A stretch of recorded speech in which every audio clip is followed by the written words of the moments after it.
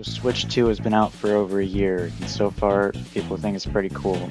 And so I thought it'd be cool to go over every major first-party release that happened this year. Also, disclaimer, I'm going over Switch 2 games, not Switch 2 Edition. So no, I'm not talking about Metroid Prime 4, Pokemon ZA, Virtual Boy, Pokemon Champions, or Tamagotchi Life. They're on the Switch, but they're on both. They were made for the first one first, so they don't count. Not exclusively Switch 2 games can be played on the old Switch, so I have better things to talk about, like Dragon Drive. Also, even though technically they kind of are Switch 2 games, they have exclusive stuff, I'm not talking about the DLC on Switch 2 versions of games, so Mario Wonder does not count, stuff like that. I will talk about Donkey Kong Bonanza DLC though, so yeah. Also, I'm not talking about stuff I talked about a year ago. If you really care about what I said about Mario Kart World, you can just go back and watch that video. But anyways, here's this video. Wow, this sucks. This is like the 1-2 switch of the next generation, and just like 1-2 switch, it's bad. I could write 12 essays on why this game is bad and cause the Irish potato famine is behind some of the nation's most tragic events because it's overpriced and doesn't correctly show off the Switch 2's features. But that'd be saying something everybody already says. People don't care about this game. Even if it was free, nobody would like it. It's not good. It should have just died at birth. It's worthless. Chunky's dead! It was perfect. Perfect. Everything, down to the last minute details. Donkey Kong Bonanza is one of the greatest games I played in 2025 and should have been a launch title for the Switch 2, honestly.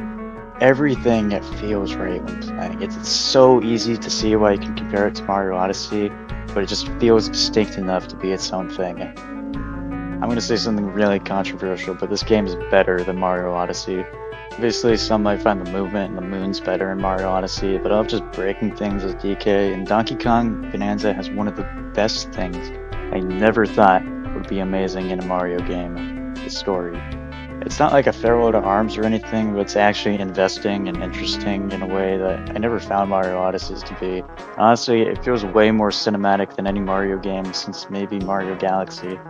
Also, the ending is literally cinema. 10 out of 10 ending, 9 out of 10 game. I wasn't using the score before now, but I am now. The Welcome Tour is 2 out of 10 gameplay, 1 out of 10 ending.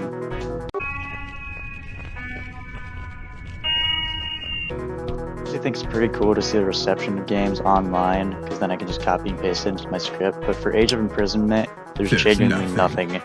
Heard no opinions on this game, and someone I knew thought it wasn't even its own game. It was just Tears of the Kingdom DLC for the Switch 2 version. Anyways, with that out of the way, I'm gonna keep in line with everybody else and not give my opinion on it. 5 out of 10, it's a Zelda game. It's finally back, finally. I never played a Kirby Air Raiders game before the Switch 2 version, and it's pretty fun. I haven't played all the Kirby games, so I feel like I'm kind of missing part of the experience being understanding everything, but I played the SNES and SNES one enough, so I feel like I got enough. Like, I don't know who Susie is, but we're getting there. I know who Meta Knight is. The main races feel fine though, they're not amazing or anything, but it feels just like a different take on Mario Kart. But Mario Kart is like kind of better, so I feel less inclined to play the game. I mean, not like a Sonic racing thing where it just is Mario Kart, but kind of worse. It is its own thing, which does make it feel better though. Also a story mode, which is kind of interesting, but since the main gameplay is races, it's kind of like the Smash Ultimate story. You just sort of do the main gameplay in like different ways. I mean, it's fine, it's not bad, it's just not really my thing. Also, the amiibos are really expensive, so like 6 out of 10, I don't know, it's not my thing. Whose idea was this? I feel like this was supposed to be like the Welcome Tour, and it was going to be like a Wii Sports type game that would have other sports that show how you can use the Switch 2 controller. If that was the case, I guess they just ran out of ideas after paraplegic basketball. I don't really care that much about the Switch 2's mouse controls, like they're kind of fun, but I use a normal controller usually, so it really isn't that fun to use them on this game. It's honestly an interesting concept though, like I'm sure whoever thought about this said, What a concept. But it really only works as a cool concept. It's like fine, I guess. 4 out of 10. And then there's Chunky! He's dead. DLC is worthless. It serves zero purpose. It's like they charge money for the Luigi minigame in Mario Odyssey, but the Emerald minigame is much worse, and the Donkey Kong Isle is like if the Mushroom Kingdom was DLC. It's just really not fun, and not fun enough for 20 bones. $20 on a 10.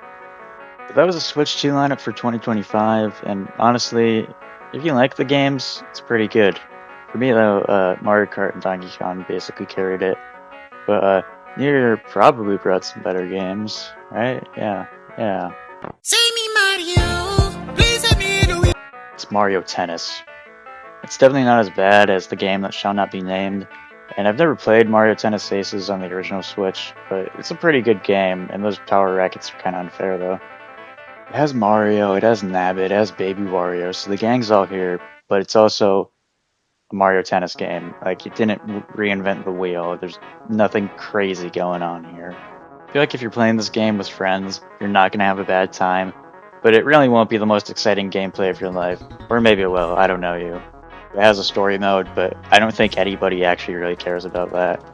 Or maybe you do, I don't know you. 7 out of 10.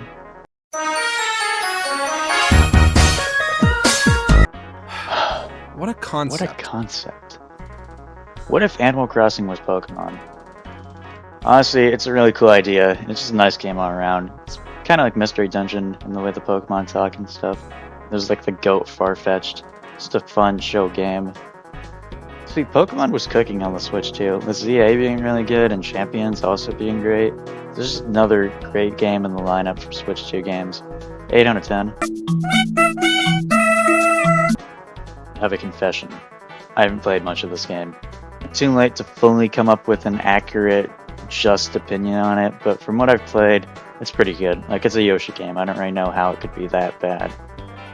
Better than Yoshi's New Island, on par with Woolly World, and definitely not as good as the original Yoshi's Island though.